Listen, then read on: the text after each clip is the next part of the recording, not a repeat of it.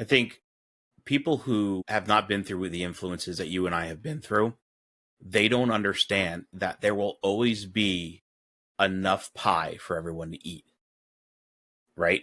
So it's okay if I'm going to pull you aside and be like, let me help you build your business. Let me help you build your brand, right? Because there's enough for everybody to go around. You're not my competition. So why would I treat it as that?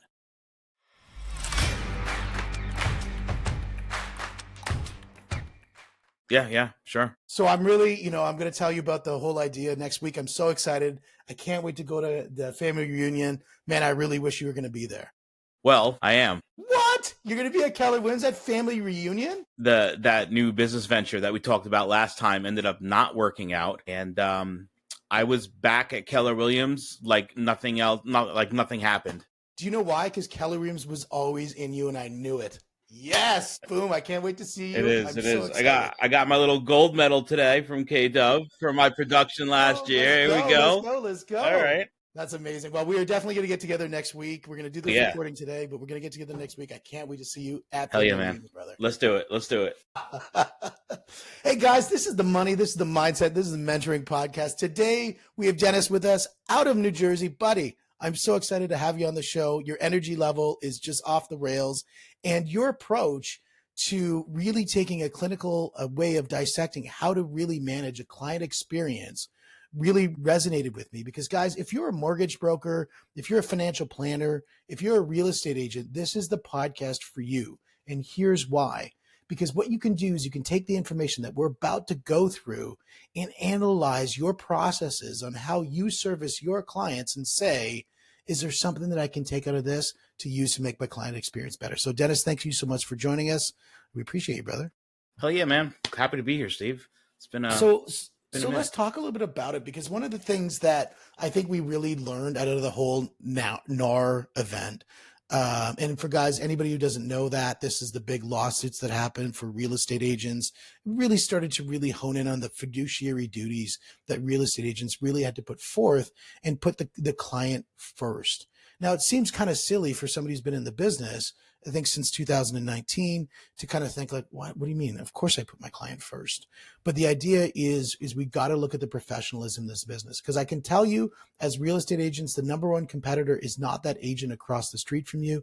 It's that agent. It's the ignorance and negligence that exists within this space. That's our competition, and we all got to work together to beat it. So I want to talk a little bit about professionalism in the industry. I want you to kind of describe it for me.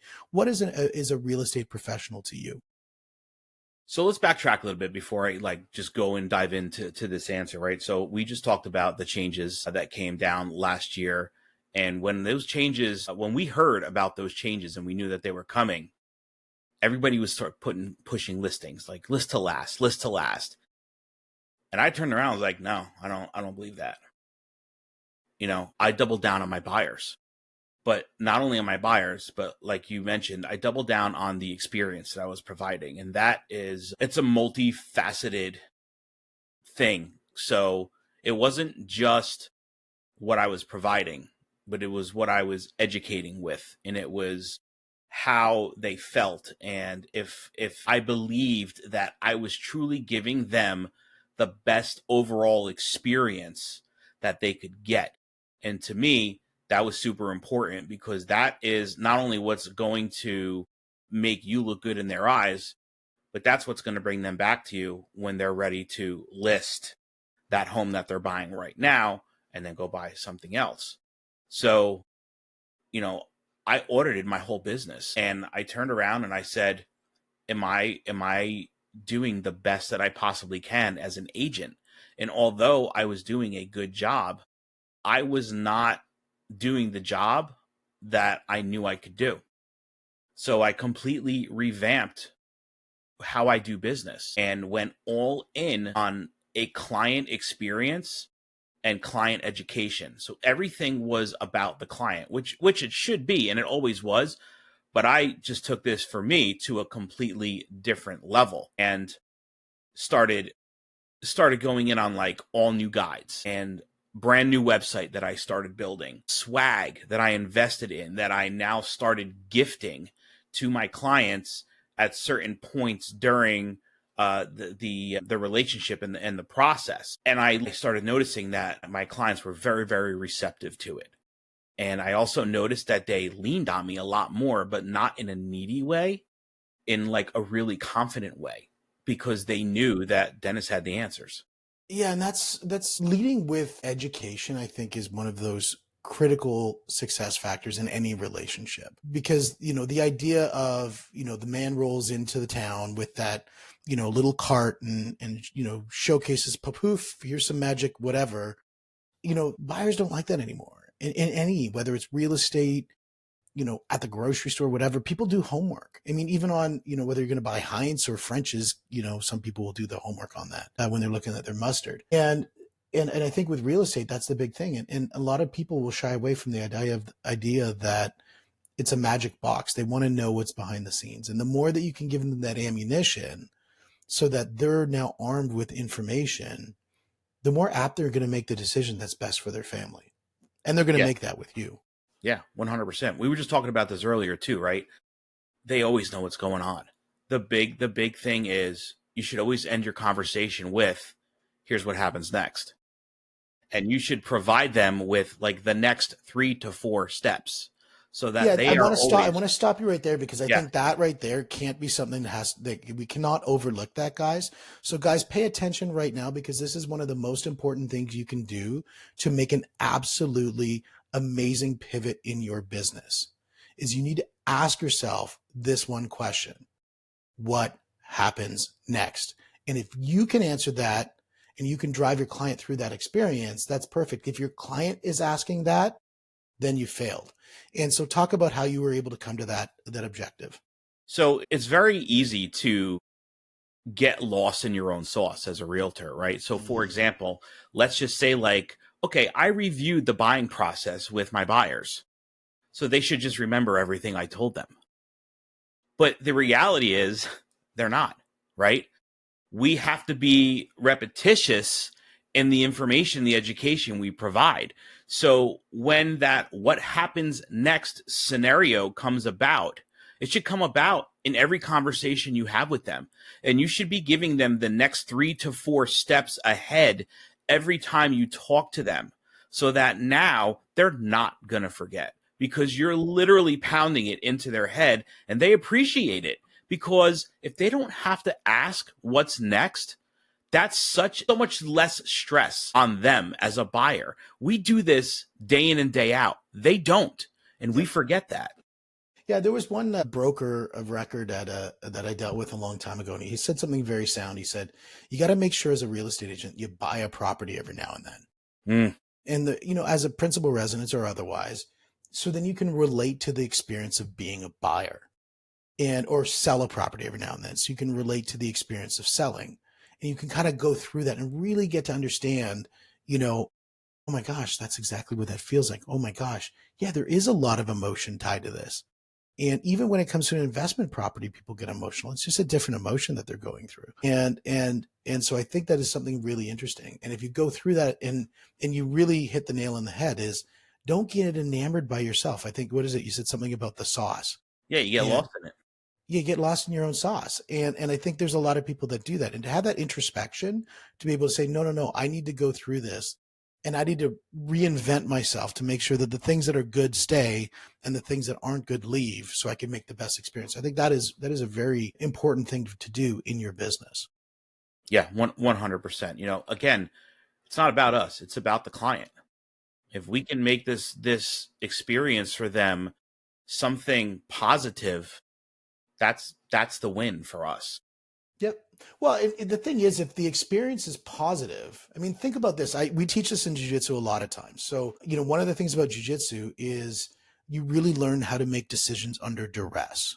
So anybody who's a fighter or anything like that, that's the first thing that they learn, because, the more stress you're under, the less decision-making capacity that you have. And so to become better at fighting or whatever you're doing, you just really have to be able to manage your stress level. And if you bring your stress level down, you don't even have to learn any new systems. You just become better at performance. And so if we want our clients to perform at their best, And we work with the emotional IQ approach of saying we're going to reduce their stress because we're going to show them a really good model of success, and they know exactly what's happening, when it's happening, what's going to happen 3 steps down the road. They're going to feel so much more comfortable in the process of buying from you because their stress level has gone down, and they're going to make better decisions. Absolutely. Yeah, and I think that is so critical. It's Yeah, critical for fighting, it's critical for jiu-jitsu, it's critical for real estate. So, no, I think that's great. And I think the idea of that brings a lot more professionalism as well into the business, because it's not just about who can open the lockbox the best and who can point at the, the granite countertop and say, "Oh, look, here's the bathroom." That's not the thing that makes a real estate agent a real estate agent. I think one of the most important things that you pointed out is being able to handle that emotional IQ of the process, right? absolutely. Now, you talked about the idea of your buyer's guides, your seller's guides. How many of these things did you have out there, and where did they come from? Well, I didn't have any, and then I started creating them. So I have, I don't know, maybe 8 or 9 right now. And then I started doing town guides for all of the towns that I do business in. And that's going to be a big Oh, component that's super of smart. my website. I have a whole community section on my website. So when people go to the website and they'll click on whatever county they want to look through, when the county opens up, it's every town. So every town has its own little square to click on. And you click on that and it takes you right to a dedicated page for that town. And it has all information and statistics on that town. It'll have like videos from me from like small businesses in the town that I frequent and interviewed. It'll have like a whole Yelp section of reviews for all the different like food places. There'll be a digital download for my town guide that you can either download as a PDF or you can view it as a flip book on your desktop. And then there's a section to view properties in that town right from that page. The guides themselves, the whole plan is that the guides will provide all the information that I can't when I'm not with them. Yeah, it's just like the podcasting. Podcasting is a wonderful tool to be able to handle a relationship from a one-to-many basis, and to be able to have something that people can self-service allows you to be more effective with your time. And if you're more effective with your time, that's actually not something that is selfish. That's something means that when you're in service of that person that you're with, they're not thinking about the 15 other things that they're trying to do. Basically, they've created leverage through technology and through systems and models. And by doing that, they actually become better at servicing that person in the moment because they're not distracted. Right. Yeah. Yeah, I love it. And I love the idea of having the town guide. I think that's a beautiful thing. Actually, one of the things that we picked up from our conversation the last time we were talking about, when we talked about having these different models, and this is one of the greatest things I think about Keller Williams personally, is just this collaboration that happens. Right. Shameless plug, Keller Williams. Kingdom. But the thing is like you were talking about that. And I'm like, oh, you know what? We could use this in our mortgage business. And so we collaborated around that. And then my wife, who runs the mortgage business predominantly in the Canadian arm, and what she did is she started building out a book called the definition of done. And so we've started now got these processes that have been built for our internal clients, which is our agents. And then we have these processes built for our external agents or external clients, which is our borrowers. And so it was a great conversation we had the last time, and it really propagated a lot of things. Because guys, one of the things you could do is you could listen to this podcast and just listen to us drone on, or what you could actually do is take some of the ideas, be introspective and say, what can I do in my business to go help myself today?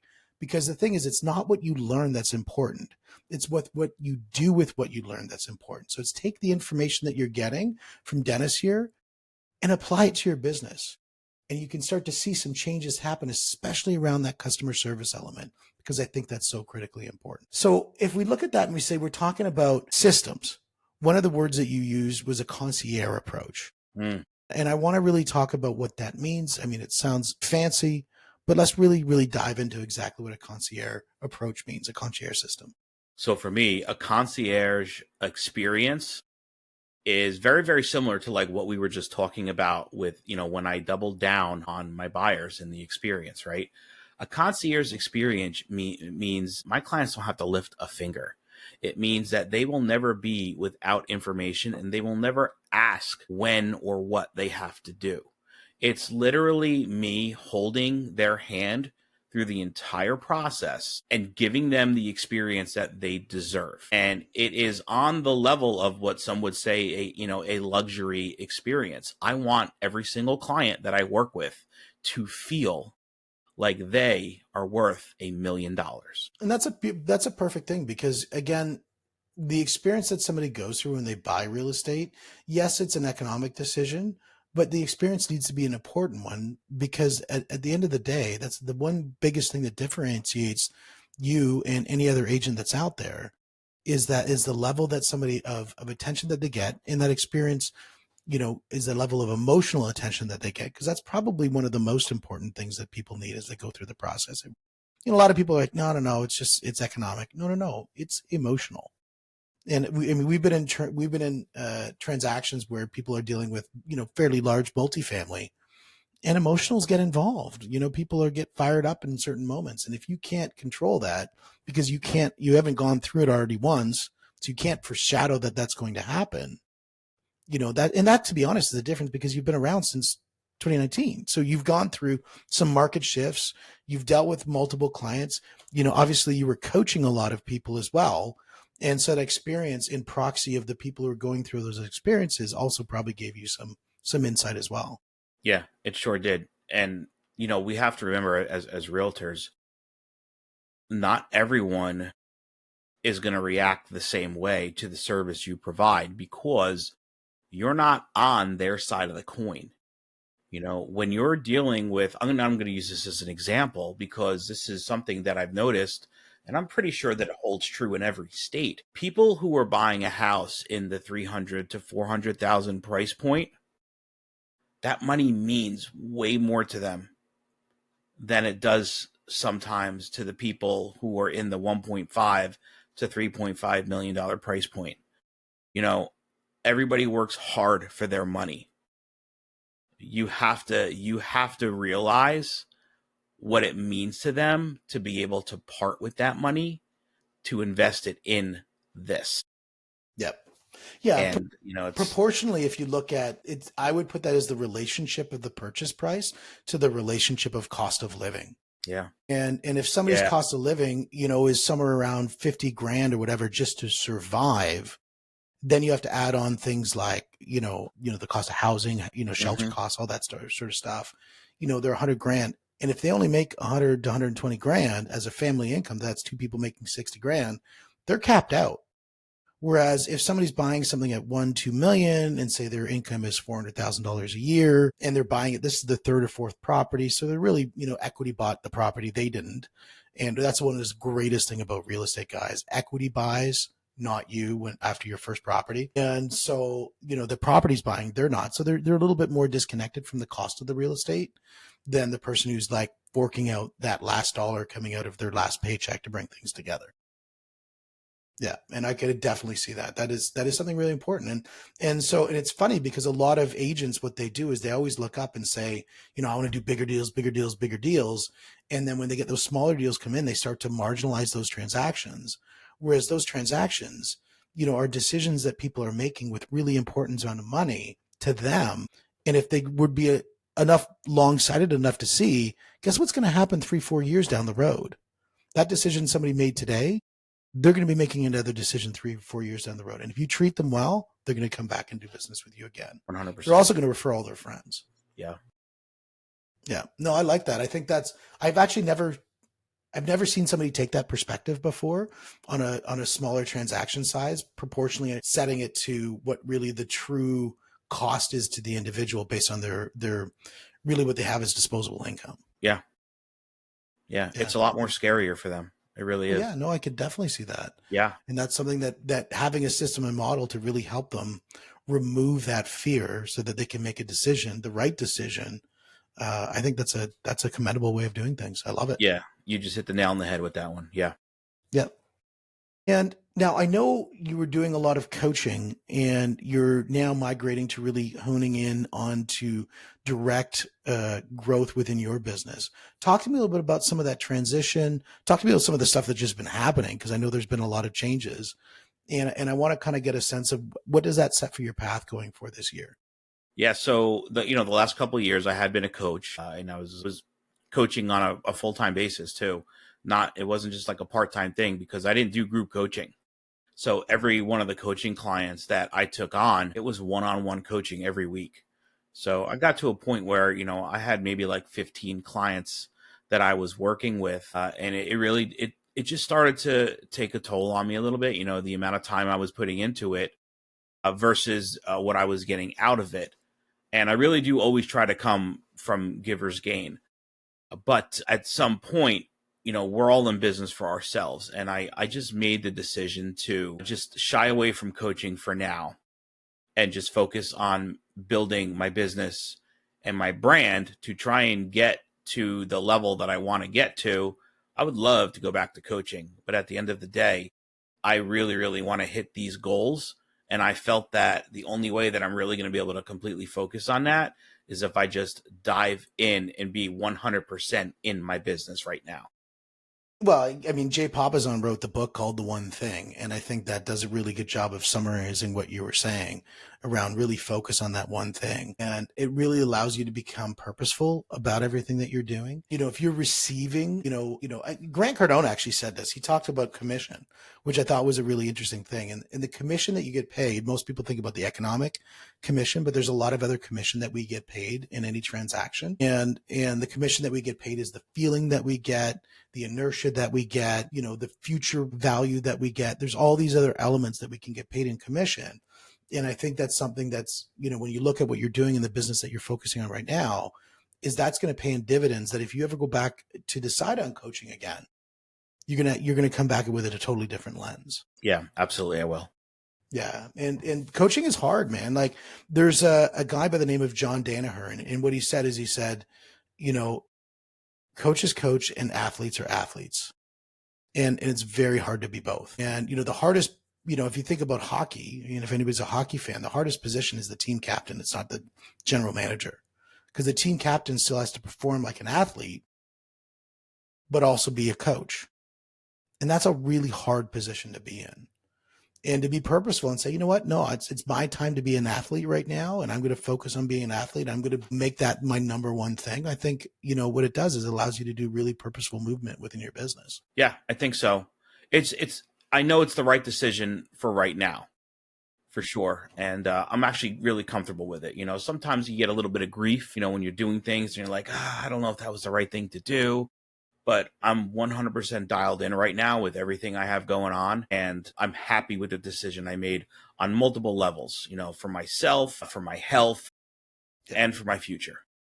Well, and you can still get some of that feedback loop of positivity around coaching by doing things like what you're doing right now, which is the podcasting. Because what you're really doing is by breaking down your methodology around your sales process and around your customer service process, you're actually coaching a huge audience right now. And you're doing that all within an hour rather than 15 hours of one-on-one coaching. You're able to hit a larger audience in a more effective way. Yeah. I mean, social media does it for me too. I do a lot of videos on social media. I actually just picked up my own videographer, which is going to be huge for the brand. And, he's going to start going out with me, which will allow me to produce way more content than I was originally. And even like in office too, I still run office meetings sometimes. I still teach classes every now and then. So clearly I'm still in some capacity in a coaching role, in a educating role. But it's more on my time now, which certainly helps. Well, let's move into that topic around, we've talked a lot about customer service, and that's, something really important. But the other topic that we wanted to really hit is around the idea of personal brand. And where you say, like I've got a videographer that we use quite heavily. Obviously, we do the podcasting quite often. How important do you think is it for a real estate agent to develop their personal brand? I think it is absolute. I think moving forward, you need a brand. It's your avatar. It's everything to you, especially if you dive into it, because people really aren't going to hire you because of the brokerage that you aligned yourself with. They're hiring you because it's you, right? If you don't have a mission and a brand to build on, then I don't see how you can grow as an agent. You need your own identity, and you can still have it. Like I have the Dennis Mark brand, brokered by Keller Williams. And it's a wonderful team. Like it's a great combo. But when I do all of my social media, everything is branded my logo because it's me. Everybody knows Is I the hang my logo. slogan leave a mark on real estate? No, it's not actually. TM, I just made that. Missed the boat on that one. Yeah. Somebody else is just jumping on it right now. Yep. But it is important because I remember when I first got into real estate in 2000, I had a lot of friends saying, dude, like, why are you getting into real estate? There's so many real estate agents out there already. Mm-hmm. Like, why would somebody want to do business with you? And then that year I sold, I think it was like 43 houses. And so, and it all because my brand was the hustle. Like, and it wasn't even like that was my brand. It just, people knew, like, when I dive into something, I'm going to dive hard, I'm going to dive fast, and I'm going to know everything about anything that I'm going to do. And that's just how my brain works. And that was sort of my brand. I'm trying to rebrand right now as good looking. I'm not sure that's working yet, but hopefully somebody's going to jump in on that and say that they're going to support it. I don't have a beard that matches my shirt with the V-neck, but and that bouffant hair. Like I used to have the bouffant hair. I'm letting you know, maybe 3 years from now, you might be joining me. Well, I tell you what, in the front, I have it, but there's a reason why the camera isn't back here. You got a party in the front and a shorty in the back. It's starting to get there, man. Yeah. Nice. But that's one of those things is you have to have that brand. You've got to have that brand identity because you are in a big ocean with a lot of sharks, and real estate, there's a lot of sharks out there, and it's great because I'd rather have a shark working for me than a guppy. And so it's really important to have. I can tell you this too, having the brand really, it helped me in the direction that I wanted to go with my career too. The more that I started building my brand out, the more it made me start thinking about where I wanted to be, like what is my ideal avatar for a client? Where do I want to be in 5 years? Like, what do I see? How do I see my brand? And it's very motivating and it's exciting, like it really gives you something to work towards. Yep. Yeah, absolutely. When you look at the pillar of your brand, what are some of the things that you're doing to help define what your brand is?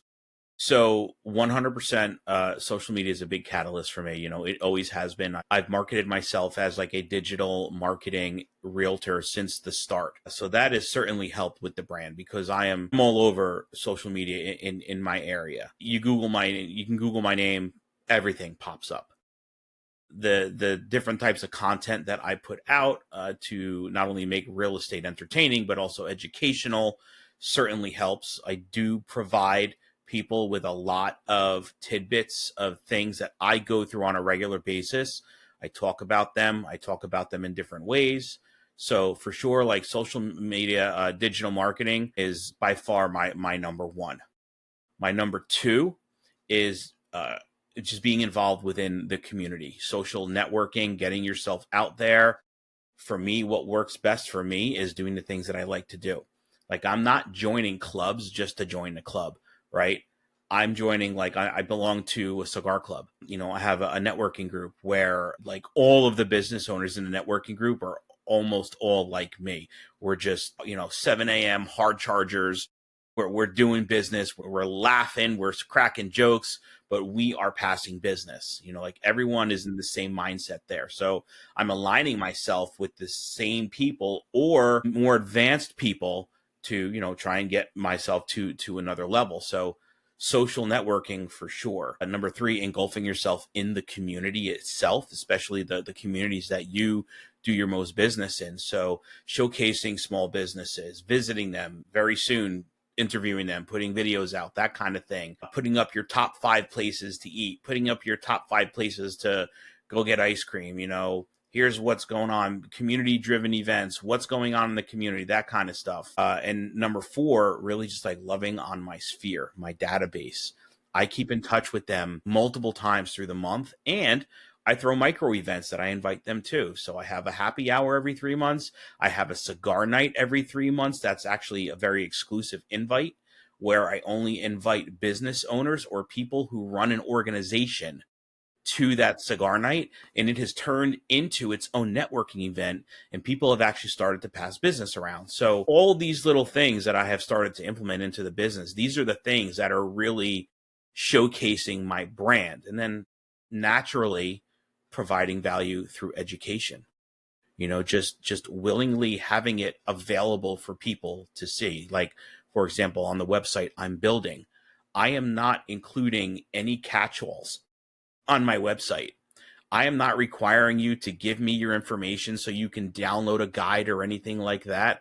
I don't want you to do that. I want you to be able to have this information and not feel like pushed into it. If you want to come do business with me after you read through it, awesome. That's the whole point. And if you don't, that's okay. At least you were given the right information to make the right decision. That's the value of, I think a lot of people don't realize about podcasting is podcasting. You can give information to a huge mass of people. Yeah. And there's no ask coming back. And, and the ask is that you take that information. I would probably say there is one ask. Just do something with the information. Whether you do it with me or do it with somebody else, just do something with the information. I would put the caveat is the one ask always is just get into action. Because there's nothing worse than somebody who's got the best information that doesn't do anything with it. I think we've all known those athletes who were just so natural at whatever sport they were doing, but then they'd show up late for practice. They would maybe not show up at all. They'd show up to the game sort of half-assing it, and you knew they had so much potential in them, and they just would never realize it.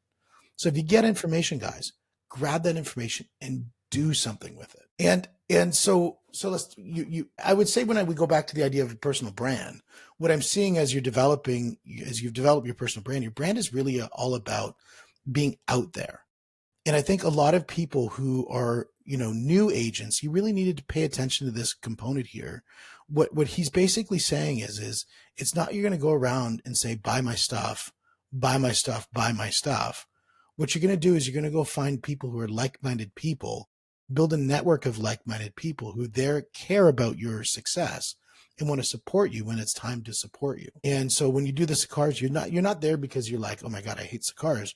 You're there because I like cigars. And oh, by the way, there's really good people. And, we're running a Muay Thai event coming up on the 22nd of February. And we're bolting onto that Muay Thai event, an exclusive VIP event. And what's really interesting around that is it's just because I love Muay Thai and I love the gym and I love the people who are there and I love the environment and I love, when people dress up and do bougie things and it's a great environment.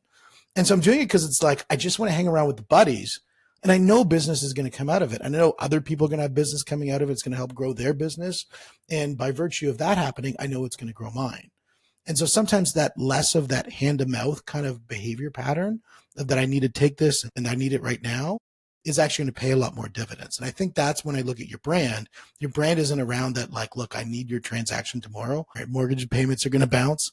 It's more like, I want to help you. And if you want me to help you more, here's how you can do it.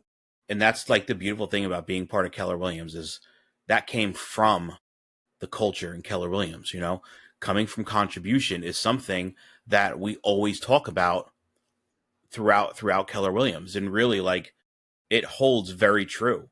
If you come from contribution, if you come from a place of giving and wanting to give and educate and do for others, it will come back to you. And it works. It really does. But the really cool thing is that even if you're not a believer of it, when you start doing it, you do become a believer of it and you really start to enjoy doing it. I was not like that when I started. I was a very selfish person when I started real estate. I really was. I came from a construction background, right? I was a little bit bitter, a little bit jaded. Being in construction is a completely different stress than being in real estate.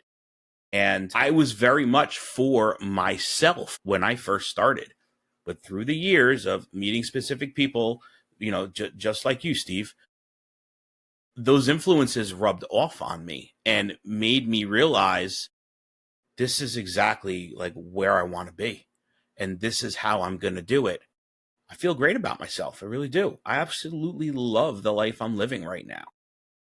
Well, and I think one of those things when you're talking about building the hierarchy of what your social sphere looks like, I think it was Jim Rohn who said you're the sum of the 5 people you spend the most amount of time with. Yeah.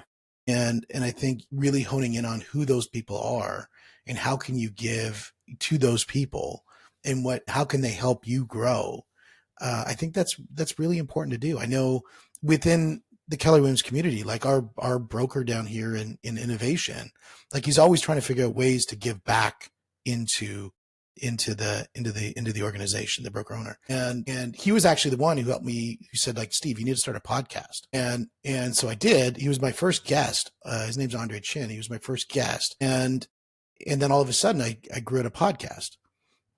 And then all of a sudden I grew out a podcast business. And all of a sudden I grew out a podcast business that then grew out a software organization, an AI company, then now is buying a bookkeeping business. And this broker keeps on like challenging me to do more. And it's not that he's going to get any benefit from it other than I'm a lifer now with that office. But maybe I guess that's the benefit, is that he just keeps on giving. And I'm like, I just need more. And so keep on giving to me, buddy. I love it. And then my whole goal is to give back in return. I think people who have not been through the influences that you and I have been through, they don't understand that there will always be enough pie for everyone to eat. Right? So it's okay if I'm going to pull you aside and be like, let me help you build your business. Let me help you build your brand, right? Because there's enough for everybody to go around. You're not my competition. So why would I treat it as that? Well, people think I'm crazy because I'm inviting other mortgage brokers to my event. And I'm like, no, man, because they might know something that I don't know. No. I had another mortgage broker who showed me how to, trick out one of these transactions for a mortgage business that I never looked at it that way before. And I'm like, oh my gosh, that's brilliant. Thank you. She's like, yeah, that's awesome. No worries. Dude, and outside, it was like, yeah. But there was no value to her other than she just wanted to, again, the competition that we face, the one competition you face, whether you're financial planner, realtor, mortgage broker, any in the services business, is negligence is the number one thing that you found, in ignorance. Those two things right there, sure. That is your competition. Lack of professionalism, that is your competition. So if we all work together in the industry to protect ourselves from those three threats, we're going to elevate the industry, and that helps everybody. And everybody wins. Yeah, you should always want to be like, do more, strive to attain more.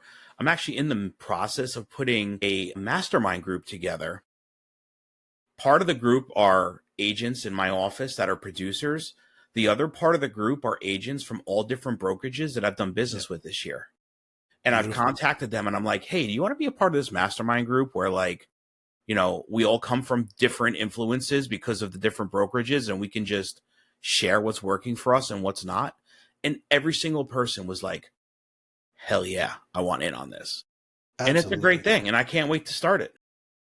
I was, there's a guy, Matt O'Neill, that he wrote a book. He was on my podcast a little while ago, and he's outside of the Keller Williams, but he's got the exact same mindset from a Keller Williams perspective. And for him, he's just like that mindset of just like getting together with people, irrespective of the brokerage, I think is so critically important. I think a lot of broker owners get really worried when like, oh my gosh, you're talking to a Remax or an EXP person and you're Keller Williams. Oh my gosh, no, man. We all grow together by supporting each other. And I think that's critically important. It's all how you see it. Like, I don't see it as I'm talking to a Remax agent. I see it as I'm talking to another colleague in the business that I'm friendly with. That's how I see it. Yep. Yeah, I think so too. And I think because and to bring it right back to the beginning, it's because people are not doing business with Remax. They're not doing business with Keller Williams. They're doing business with you. Mm-hmm. And I think that is one of the most important things. And that's why you need to have your systems. You need to have your models for success. You need to have your brand that people will identify with, because your brand's going to be different than the person who's right beside you. And people are going to choose who they want to do business with. There was actually a Remax guy who told me this a long time ago. He's passed away. Really sad to see him go because he was just such a legacy in the industry. His name is Mark Maurer. And he said this, he said, everybody, when it comes to the listing, is competing. And once the listing comes on the board, now everybody works together to get that listing sold, because it's our job as an industry to get that listing sold. What a wonderful way of saying it. And he's right. He was right. Totally. Yeah. He's super nice guy, man. I just ashamed to see him go. But yeah, man, dude, it's been an awesome conversation, my friend. Sure has. Absolutely amazing. And I am so excited to see you at Family Reunion, dude, down in Vegas next week. Like, what a great time to do a recording right before Mm-hmm. Vegas, right before family reunion. At family reunion, there's 17,000 or 20,000 agents or something like that. Is that you get together? It's just craziness. And the amount of networking that you can get. I know every time that I've gone there, the amount of referrals that get passed back and Mm-hmm. forth is just Yep. insane. Yeah. And so I'm super excited to go down and hang out with a bunch of old friends again. And And new one ones. crazy New Jersey guy. And a crazy New Jersey guy. Let's go. Let's go. You know, if people want to get a hold of you, what's the best way to reach you? How should they reach out? Look, it's really easy. If you want to find me on social media, all you need to do is search Dennis Mark Real Estate. I will pop up everywhere. If you're on TikTok, it's Red, White, and Real Estate. And if you just want to like get in touch with me right away, text me 732-598-2672. Tell me who you are. Tell me how you found me. I will probably respond immediately. Beautiful. I love it. I love it. Well, Dennis, man, it's been an absolute pleasure to see you here. I can't wait to see you in person next week. Hell yeah, man. And guys, this is the money. This is the mindset. This is the mentoring podcast. We'll see you on the next one. Thanks, guys.